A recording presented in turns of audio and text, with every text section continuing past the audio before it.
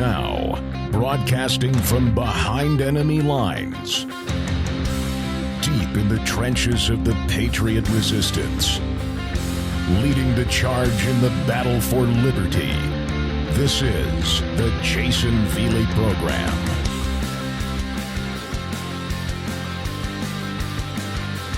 Hello folks, Jayson Veley here. This is the Jayson Veley Program. I want to thank you very much for tuning in with me here on this Tuesday. The email address, if you want to get in touch with me, the Jayson Veley Program at gmail.com, the Jayson Veley Program at gmail.com. We also have a Skype number if you want to call and leave a message. 1-860-266-2852 is the number.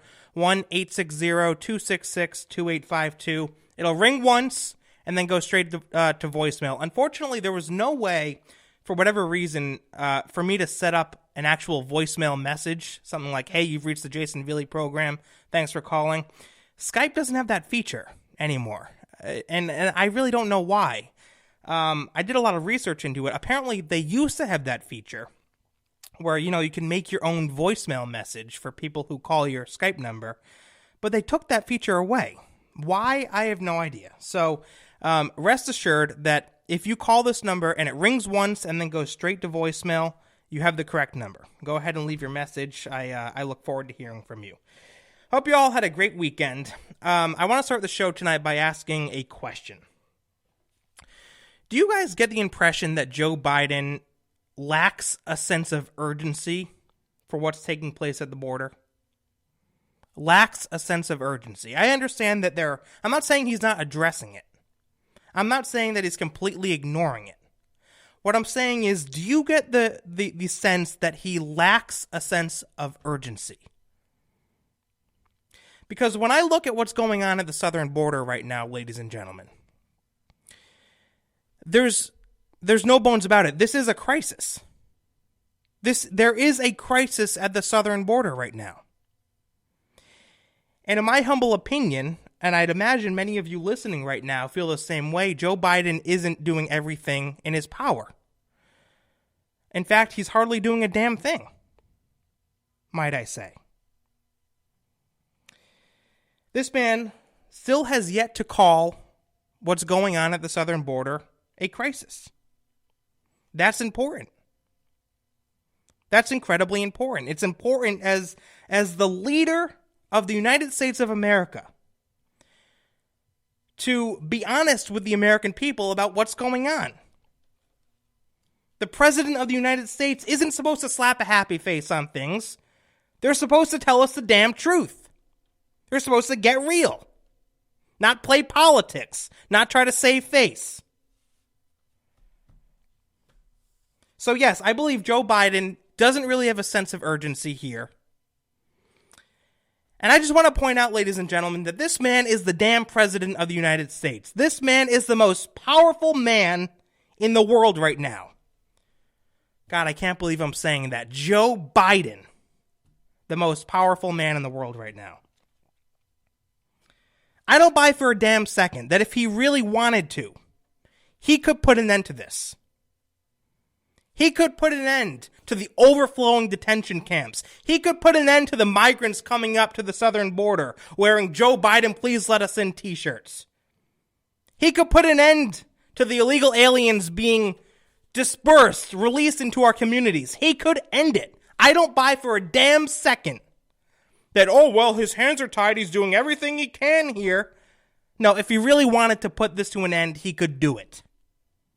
He could do it. In fact, later on in the program, I'm going to go over exactly how I think he could and should do that. More on that later. You know what's interesting, ladies and gentlemen?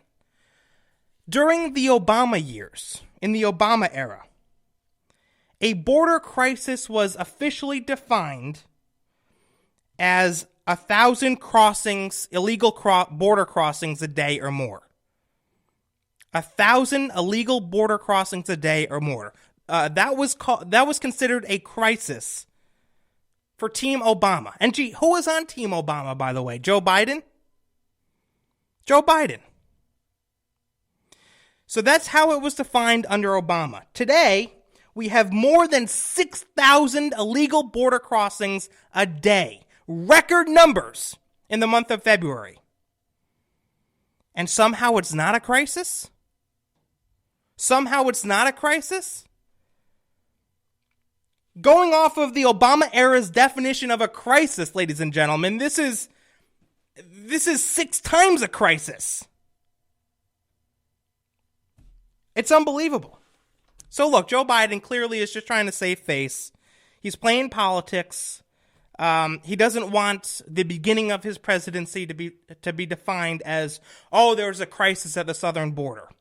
But folks, I raised this point last week. If this isn't a crisis, if you look at what's going on at the southern border, and you don't come to the conclusion that this is a crisis, what is it? What is it? So it's time for Joe Biden to get real.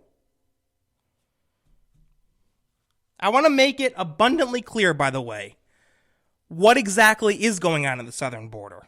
Why I do consider this to be a crisis, a humanitarian crisis.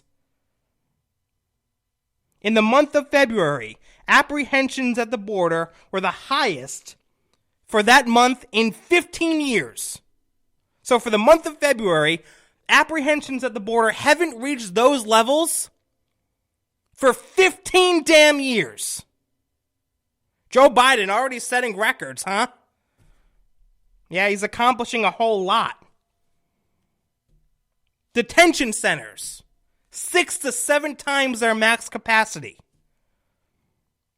I read that some detention centers in Texas are at it was 650% over their capacity. Many children falling into harm's way. God knows how many are being trafficked. I don't even like to think about that. But when you have this kind of environment at the southern border, you don't think that the cartel traffickers, human traffickers, take advantage of it? Of course they do. Of course they do. And I'm simply suggesting that Joe Biden should stand up, man up, and take some damn responsibility instead of passing the buck. Well, Donald Trump, we inherited this mess. That's BS. You have Mexico, speaking of Mexico smugglers, you understand that many of them are now using bracelets to track migrants as they cross the border. They're tagging their victims. Yeah, this is such a wonderful opportunity that they've come up with an entire system now to keep up, to organize the people that they're trafficking. I know it's sick, folks, but this is what's going on. And you could read the reports on that. They're using bracelets now, literal tags, to identify their victims as they smuggle them across the border. That's what's going on. I don't sugarcoat things, folks. I'm telling it how it is. I told you a couple weeks ago about how the Attorney General of Florida is now suing the Biden administration because the Biden administration is releasing hardened illegal criminals. I know that's redundant, but what I mean is illegal aliens who are violent, who are sex offenders and so forth, releasing them into Florida communities. Oh, it's not a crisis. No, we don't have a crisis. We're not going to put labels on things. You kidding me?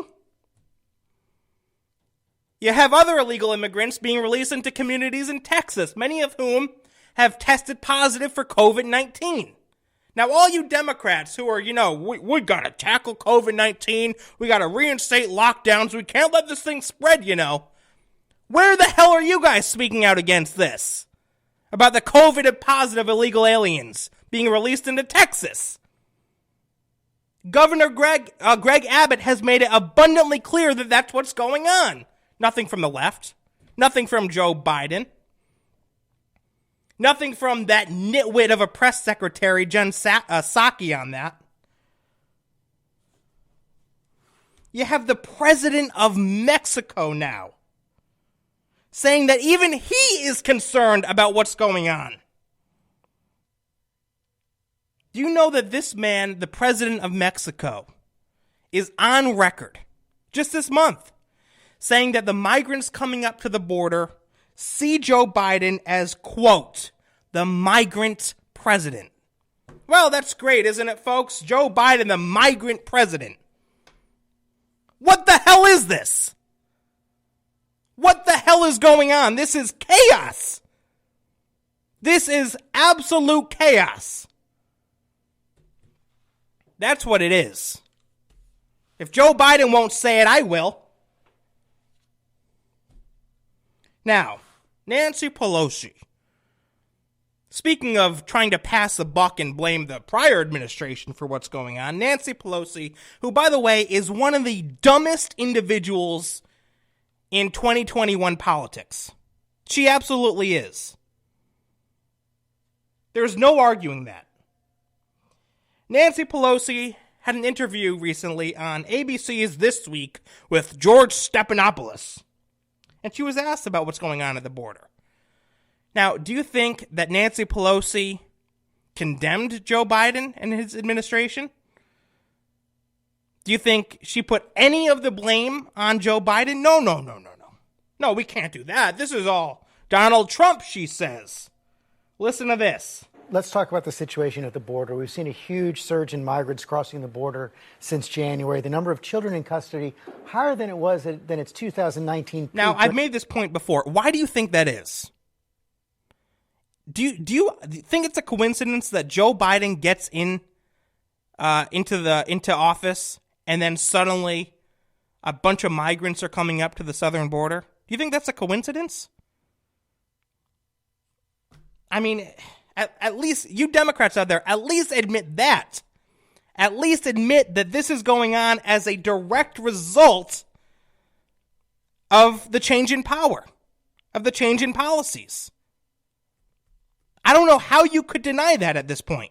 But anyway, keep listening. During the Trump administration, your colleague Veronica Escobar of Texas called the conditions there unacceptable. She was there on Friday. Is she right? What more must be done? Well, I'm sorry, I didn't hear who you said.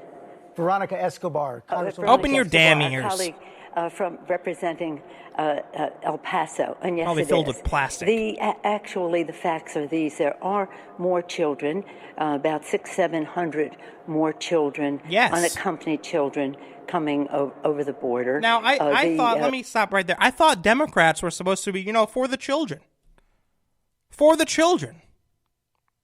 I remember during the gun control debate, back in the, the gun control debate has been going on for pretty much every year since forever. But I remember back when Obama was president, the argument was, if we can just save one child's life, we have a responsibility to act. Remember that? Remember the whole For the Children campaign? We got to do it for the children. Now, as Nancy Pelosi just said, I don't know if these numbers are entirely accurate. It could be more. 600 to 700 children coming up to the southern border. Children! Unaccompanied. Putting themselves in danger. You Democrats, do you care about that? Just curious. Keep listening. This is a humanitarian challenge. Oh, it's a humanitarian challenge, don't you know? Yeah, it's a humanitarian challenge. No, it's not a crisis. No. It's a humanitarian challenge. It's not chaos, not a crisis. It's a humanitarian challenge. I got it, Nancy. I got it. Thank you. What the administration has inherited is a broken system at the border. Let me stop right there. I'm sorry. I know I can't get through 2 damn seconds of this woman speaking, but she's just so stupid, I have to address it. Broken system. We inherited a broken system, she says now. I don't get this, folks. I don't get this. What was broken about it? When Donald Trump was in office, he fixed it, essentially. Border security, making sure we know who's coming into the country, deporting people who aren't supposed to be in the country. What's broken about that? He was enforcing existing immigration laws. It's you Democrats that are breaking the damn system. So, I mean, I don't get this whole, well, we inherited a broken system. No. You inherited the system. The system, the immigration system. Now you're destroying it. Keep listening. And they are working to correct that in the children's interest. I'm so pleased that the president, as a temporary measure, has sent FEMA to the border in order to help. Yeah, how about the National Guard? Children going from 72-hour issue into where they are cared for as they are transferred into family homes or homes that are safe for them to be. So this, again, is a transition for what was wrong before to what is right. So we're just transitioning from the terrible Trump policies, and this is the way it's going to be now. Do you see how twisted they are? Do you see how delusional they are? I'm being completely serious. Look, there's times, yes, I admit on this program where I try to be insulting towards the left because they're insulting to us, but I'm being dead serious here. This is delusion. This is delusion. We're transitioning from a broken system to a better system, says Nancy Pelosi. When what's really going on is you're transitioning from a system that worked under Trump to a system of chaos. That's what's going on. It's like this woman lives on a different planet. Trying to twist the words, trying to twist reality. It's unbelievable. We have to also look to Central America and Mexico and the rest. The corruption, the violence, all of that so bad. My most recent trip to the Northern Triangle, that would be Honduras, Guatemala, El Salvador, you saw the impact of the climate change, mind you. No, the climate. Now she wants to talk about climate change. By the way, while you were there, Nance, did you see the people with the Joe Biden, please let us in shirts? Did you see them? Caravans of people. Did you, by any chance, sit down with the president of Mexico and listen to him call Joe Biden the migrant president? Did you hear that? I'm just curious because you're talking like you know an awful lot. Just wondering what you saw when you were down there. All right, keep listening. People were leaving because of the drought. They couldn't farm, and they were seeking other ways to survive. Yeah, so you gotta throw in a pitch for climate change, don't you know? You gotta include that somehow in a discussion about immigration.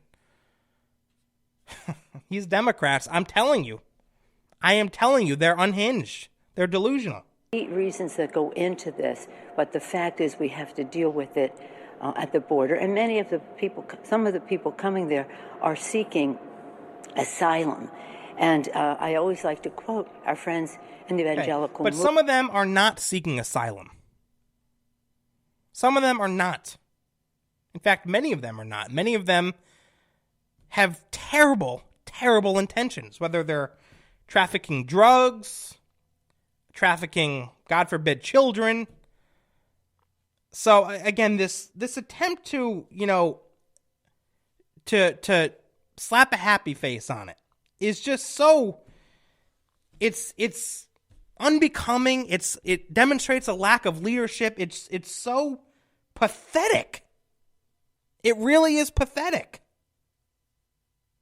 You don't think the American people see right through this, Nance? Movement.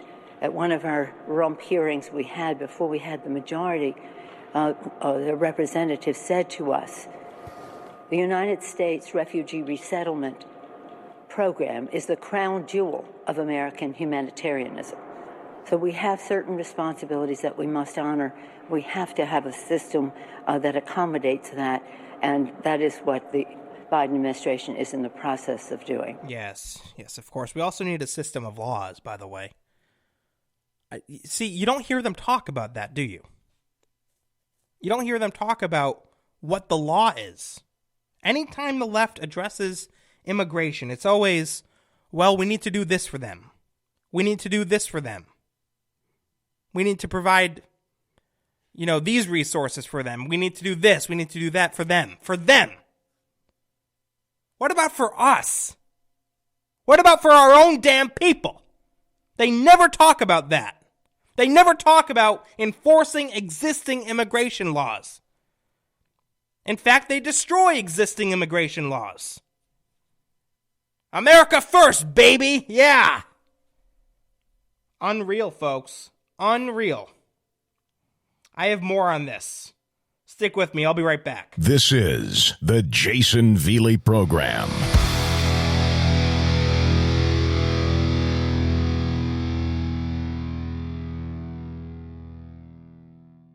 Conservatives. How many times have you been called a racist by someone on the left? What about sexist, bigoted, homophobic, xenophobic, right-wing radical extremist? These are all buzzwords that liberals use as a means of labeling conservatives as something that they're not. And let me tell you something, I, like most of you, am getting pretty damn sick of it. That's why I started my own conservative comedy series, Living with a Liberal. Hosted on the popular video sharing app TikTok, Living with a Liberal features two fictional characters, played by yours truly, whose political differences could not be more obvious. It's a comedic take on the modern-day liberal Democrat, because if they can brand us as racists and bigots, we can brand them as triggered, oversensitive snowflakes. Check out Living with a Liberal today on TikTok. Just search Jayson Veley and you'll be taken right to my homepage. I have over 100 episodes on there, so you won't be short on content anytime soon. Enjoy. Are you a pissed off liberal that wants to give me a piece of your mind? Or maybe you're a conservative that simply has a question or comment? Either way, you should know that there's a few different ways you can reach me. Feel free to send me an email at thejaysonveleyprogram@gmail.com. Or if you prefer, you can also call the show number and leave me a voicemail. 860-266-2852. Be sure to provide your name and where you're writing or calling from. Thanks a lot. I look forward to hearing from you.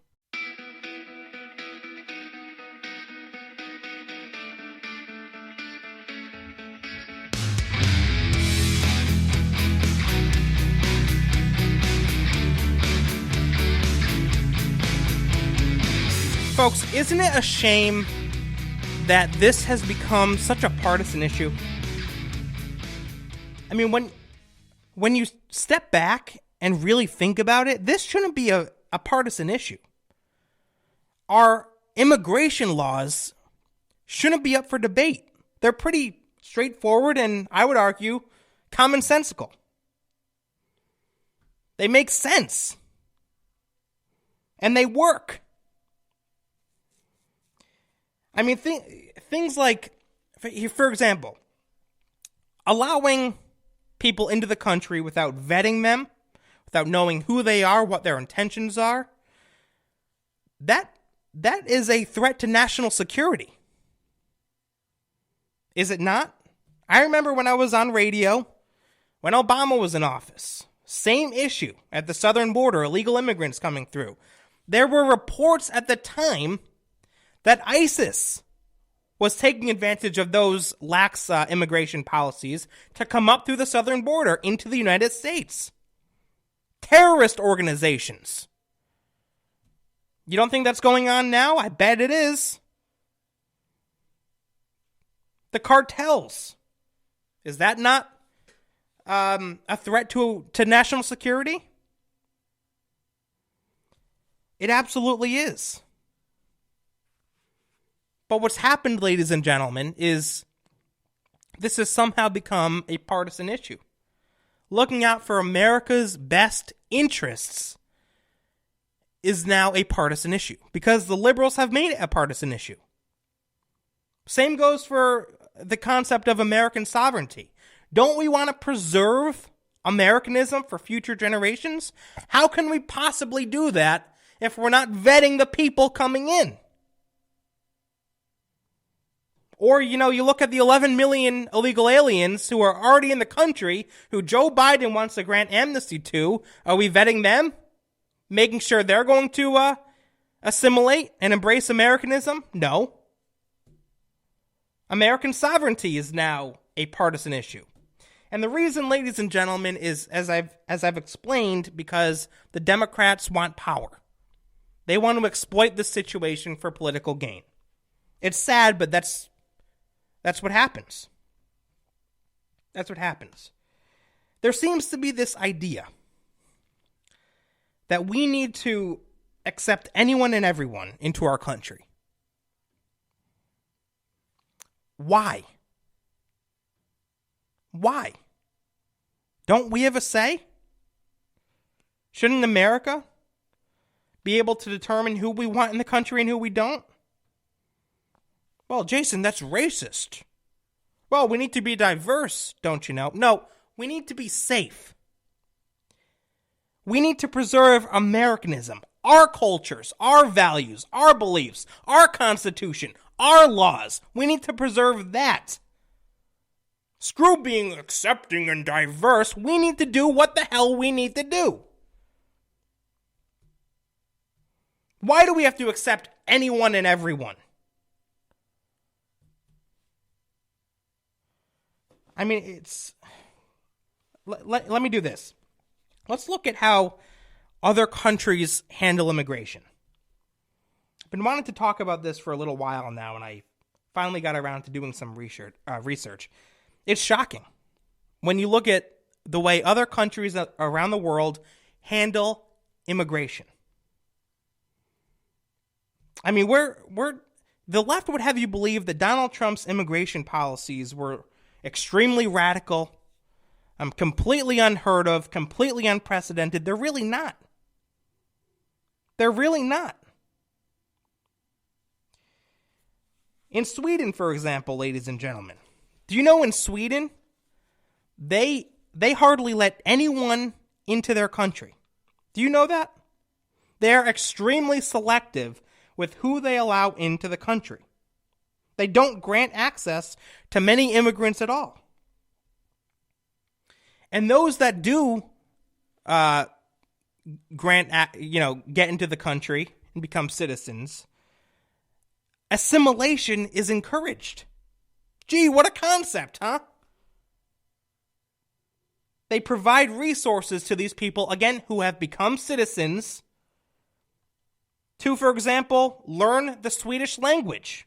Could you imagine if someone today, God forbid a conservative, suggested that immigrants coming to the country from wherever should be taught English? God forbid. Could you imagine? Sweden does it. Sweden does it because they believe in preserving their culture, in preserving their identity. We don't. Or at least the liberal Democrats don't.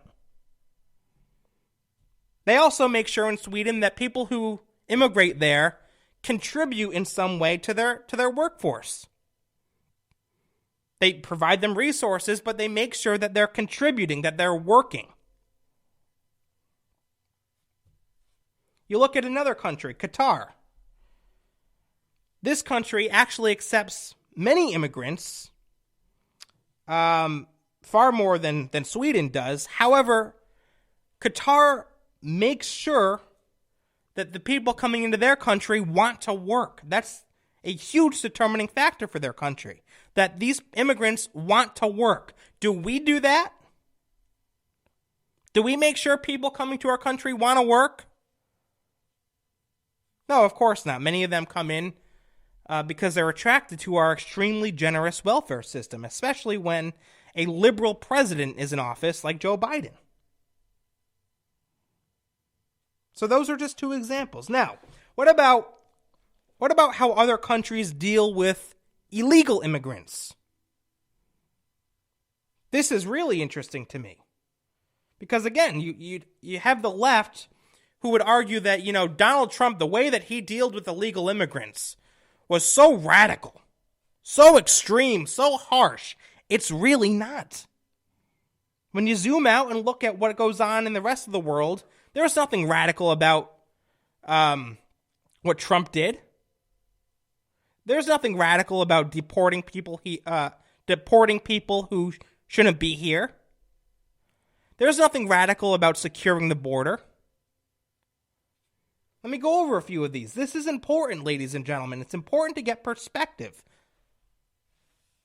This is from a government website, by the way. Albania. You know what they do in Albania? If you're caught in the country illegally, or if you're caught crossing into the country, imprisonment of up to 2 years or a fine. You're thrown in prison. Stricter punishment prescribed for assistance in illegal border crossing or sheltering those who cross the border illegally. So, in addition, people who shelter those who came in illegally are punished. Let's look at Cambodia. Imprisonment for 3 to 6 months, and then you're deported. Let's look at Denmark.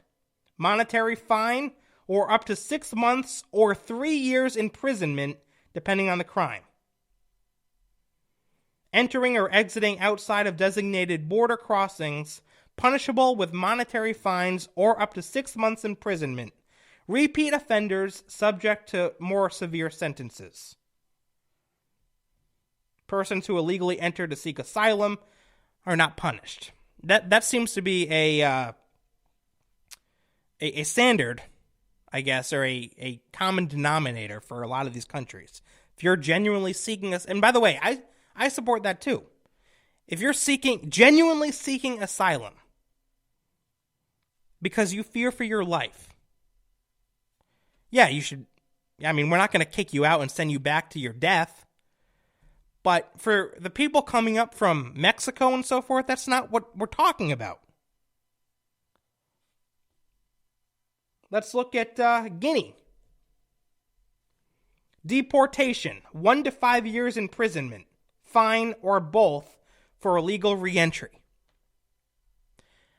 Now, illegal reentry, folks, how many stories have you read about individuals who have been deported only to come back into the country and commit crime?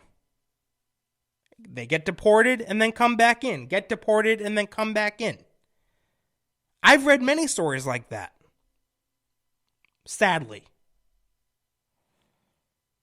So I humbly propose that in addition to de-incentivizing illegal border crossings, we also de-incentivize re-entry into the United States with perhaps, like what Guinea does and many other countries, more severe punishments for re-entry. Gee, what a radical concept, huh? Stick with me, folks. Again, this is important stuff. In India, if you're caught there illegally, imprisonment for 2 to 8 years and a fine for illegal entry. Up to 3 months imprisonment, fine, or both for entry without passport or with forged passport/visa. They know how to do it. Now, how about Israel? Our friends over in Israel. If you're caught there, illegally entering the country, 5 years imprisonment, fine, or both. 15 years to life imprisonment if offender is armed and offense involves harm to property or public peace. Could take a page from Israel, huh, folks? And by the way, they also have a wall. What do you think of that? In Norway, monetary fines or up to 6 months or 2 years imprisonment, depending on the crime. In Poland, imprisonment of up to 2 years or a fine. Stricter penalties for illegal entry committed in groups or by use of violence. In Russia, imprisonment or correctional labor of up to 2 years or a fine. Stricter punishment for those whose presence Russia forbids or for groups. So Russia actually, they identify individuals who they don't allow.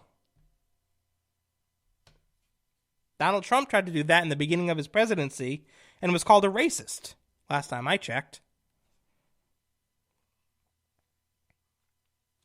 And by the way, it wasn't, just to clarify, to remind everybody, when Donald Trump did that at the beginning of his presidency, you know, the whole Muslim ban, as they called it, it wasn't a Muslim ban. It was banning people specifically from different regions. It didn't target a religion. It targeted people based on geography. That was something that liberals often were very confused about, and probably still are today. In South Korea, imprisonment for not more than 5 years or a fine and deportation. And it goes on. I mean, one more. United Kingdom. A fine, 6 months imprisonment, or both, and then you're deported. So I thought that was very interesting.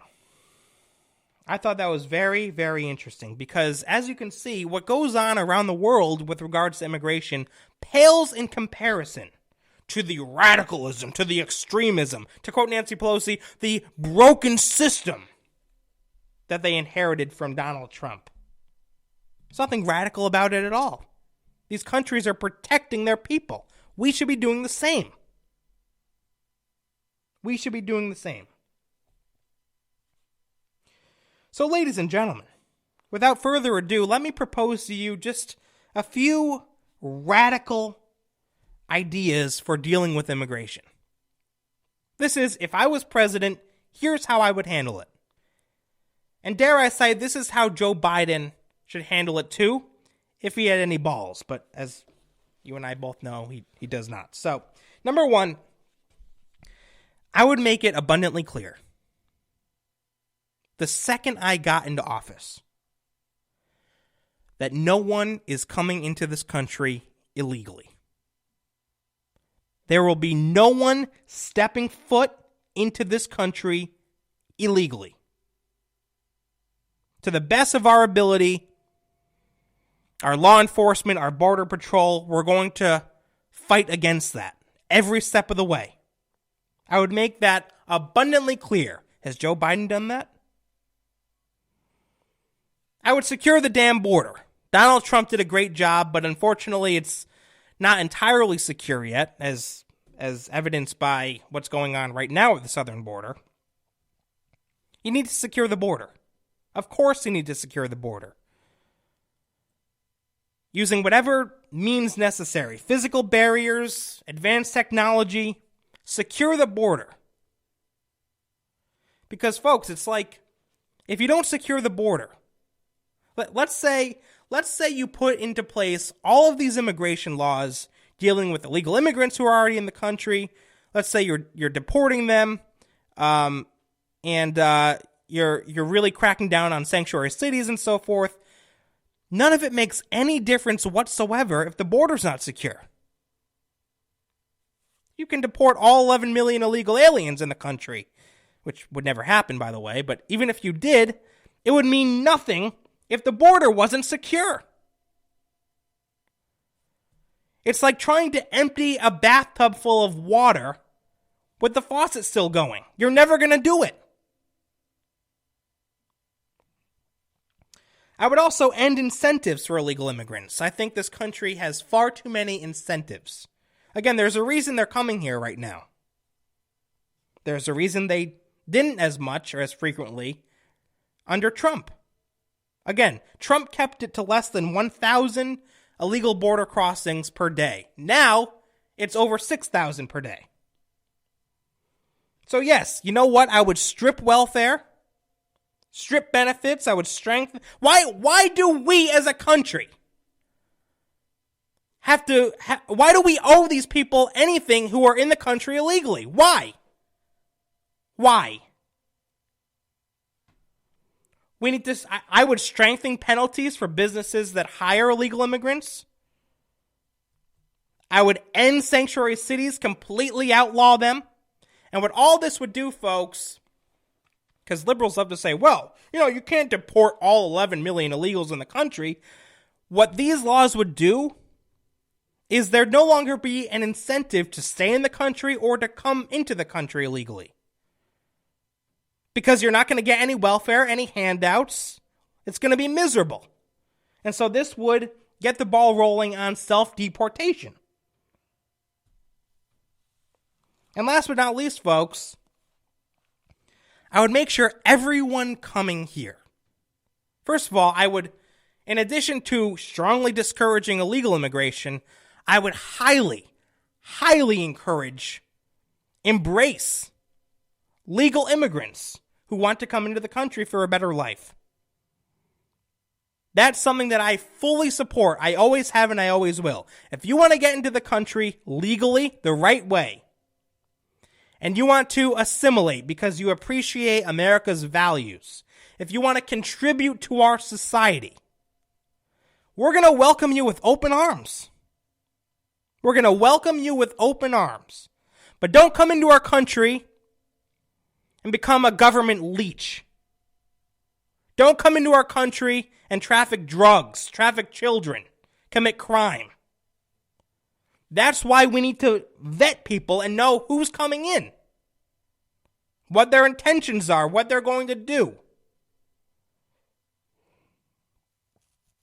I would make sure that immigrants are welcome and that they embrace Americanism and that they contribute to our society.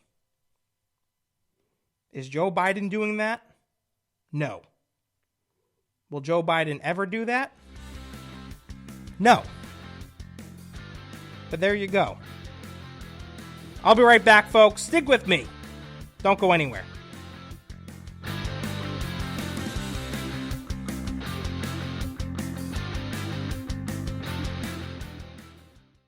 Conservatives. How many times have you been called a racist by someone on the left? What about sexist, bigoted, homophobic, xenophobic, right-wing radical extremist?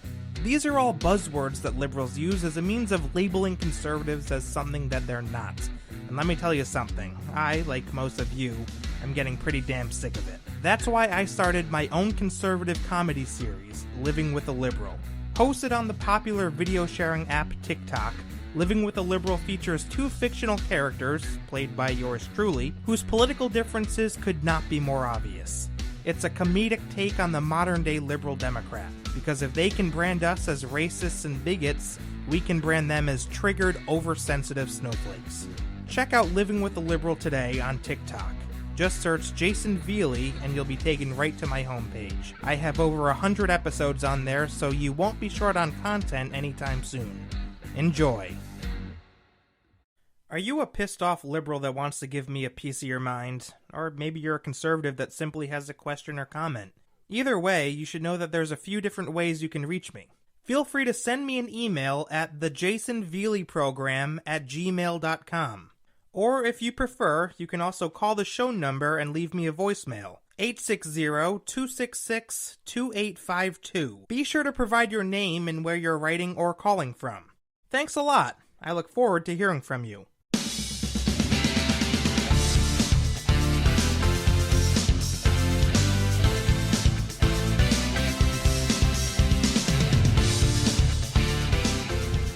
I've been receiving quite a few voicemails over the past few days, ladies and gentlemen.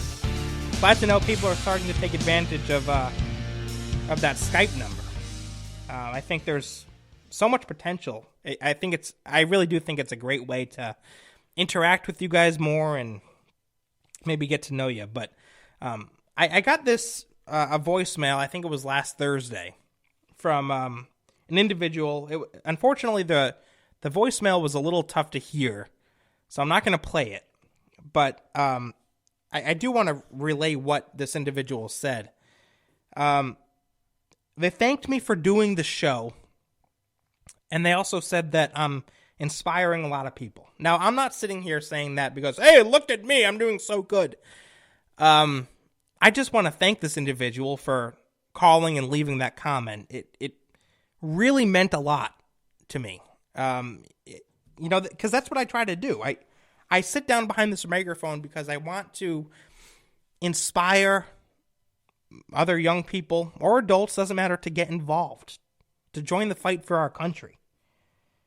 And so I'm glad that you're inspired listening to this show, and I want to thank you, my audience, as well. I mean, you guys I have been so blessed to get to know all of you, to be able to interact with you and make you laugh on TikTok over the past year. It's been incredible. I am so blessed to be able to do a radio show and have you guys listening and becoming inspired. It means the world to me. It's a opportunity that a lot of people don't have. Most people don't have. It's hard to believe. Speaking of my TikTok, we just passed 1 year. 1 year. of since I started TikTok and living with a liberal. We're already almost at 160,000 followers. You guys are fantastic. You guys are just fantastic. You engage with my content. I'm so thrilled that you like it. For those of you who haven't watched Living with a Liberal, I strongly encourage it, by the way. It's a completely different tone to this radio show. In fact, I'd imagine people coming from my TikTok and then listening to this podcast are a little taken back because I am completely different on this podcast than I am on my TikTok. On my TikTok, I like to imagine that I'm somewhat funny here behind the microphone, but really TikTok takes a comedic approach to conservative commentary, and here, as you know, we're much more serious and down to business. But I hope that both styles are working for you guys. I like it. It gives me a chance to flip back and forth between making people laugh and getting under the left skin that way. And then also sitting down behind a microphone and getting under the left skin that way. So here we are. So seriously, thank you all so much for your support. I'm so thrilled to be doing radio again after a long hiatus. It's great. All right, let me wrap up with this from Breitbart.com. Jen Psaki is at it again, saying that, look, Joe Biden is really looking forward to repealing gunmaker liability shields. This is something that Obama talked about too, quite frequently as a matter of fact. White House Press Secretary Jen Psaki is making clear President Joe Biden looks forward to repealing the liability shields, her words, that protect gun manufacturers from frivolous lawsuits. The Associated Press did an interview of the current gun control landscape with H.R. 8, that is House Resolution 8, and House Resolution 1446, both having passed in the House and now with the Senate. H.R. 8 would put in place universal background checks. That I could not be more opposed to universal background checks and a universal gun registry. I couldn't be more opposed to it. The point of the Second Amendment, folks, is really at its core to defend against tyranny. It's so that the citizens can be properly armed should the government ever become tyrannical. So creating a national gun registry or, a national database having universal background checks, it gives the government the power to identify who is armed and who isn't. It completely defeats the purpose of an armed citizenry that can stand up to the government should it become necessary. So H.R. 8 would put in place universal background checks, criminalizing private gun sales via an expansion of the gun point-of-sale background check system. So if you sell a gun privately to someone else, let's say you sell a gun to your uncle, you're a criminal now.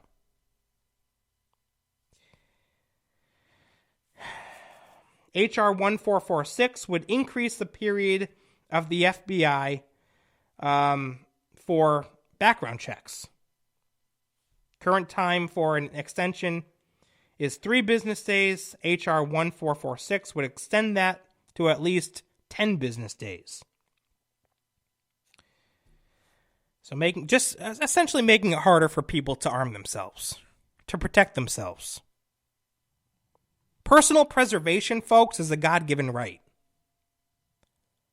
Liberals are trying to strip us of that right. Now, they'll say, no one's going to come for your guns.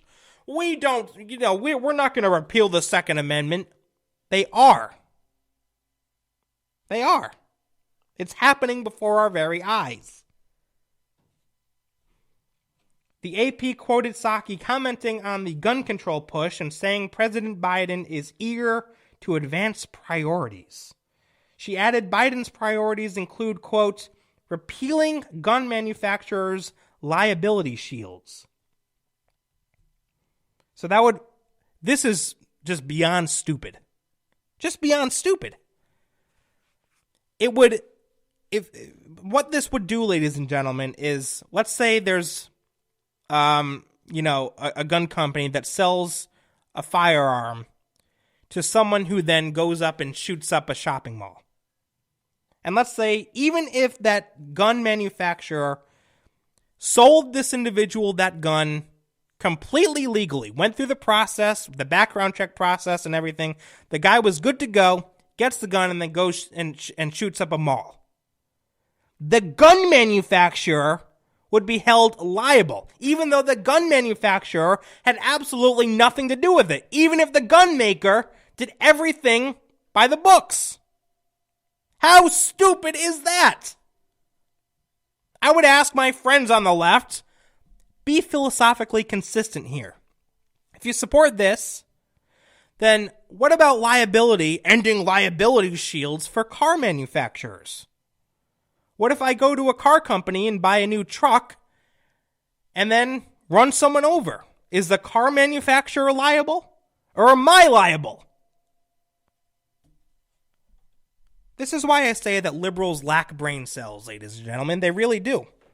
Someone needs to do a study on that. Someone needs to do a study comparing the amount of brain cells that conservatives have to the amount of brain cells that liberals have. I bet it's a ratio of at least 500 to 1. I really do. In February of 2020, Breitbart News reported on a Biden campaign stop in South Carolina wherein he referenced gun manufacturers and said, quote, "I'm going to take you down." And that's what this is all about, right? That's what this is all about. It's about going after gun manufacturers and infringing on Second Amendment rights, making it tougher for people to buy firearms, making it tougher for gun companies to sell firearms. And it's coming from a place of sheer hatred for the Second Amendment, sheer hatred for the idea of an armed citizenry. That's where it's coming from. Nothing more, nothing less. I mean, I had never heard of that Joe Biden quote from 2020 that Breitbart referenced when he said, "Gun manufacturers, I'm going to take you down." For what? For what? Don't they have a right to conduct their business, to sell firearms as long as it's done legally? What the hell gives the government the right to come in and tell them, "Oh no, you're going to be liable for this, this, and this"? The hell gives Joe Biden the right to come in and start acting like a damn dictator? I don't know. Folks. This president right now, Joe Biden, he's not even trying to hide his true colors. He's not. He's not pretending to be a centrist. He's not, even trying to speak the language of someone who's politically moderate. He's fully out there. He's fully out there in his radicalism. For all to see. He doesn't give a damn.